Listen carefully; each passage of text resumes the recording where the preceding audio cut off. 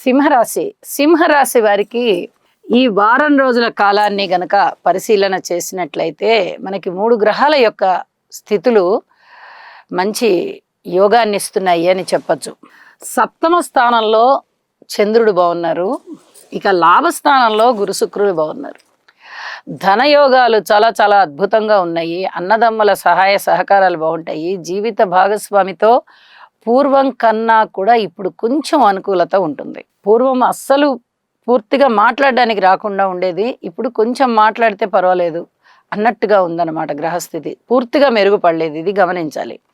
అలాగే public relations కూడా బాగున్నాయి. కానీ వ్యాపార విషయాలలో మటుకు ఇంకా పూర్తిగా మంచి ఫలితాలు రాబోవడం లేదు.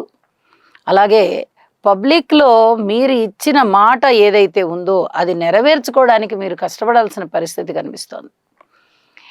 అలాగే రాజకీయ నాయకులు వాళ్ళు ఎవరికైతే మాట ఇచ్చి ఉన్నారో ప్రజా సమూహాలకి, వాళ్ళు కూడా కొంచెం ఇబ్బంది పడేటటువంటి పరిస్థితి కనిపిస్తోంది. పూర్తిగా మాట నెరవేరేటటువంటి పరిస్థితి కనబడబోవడం లేదు. ఇది చెప్పదగినటువంటి సూచన.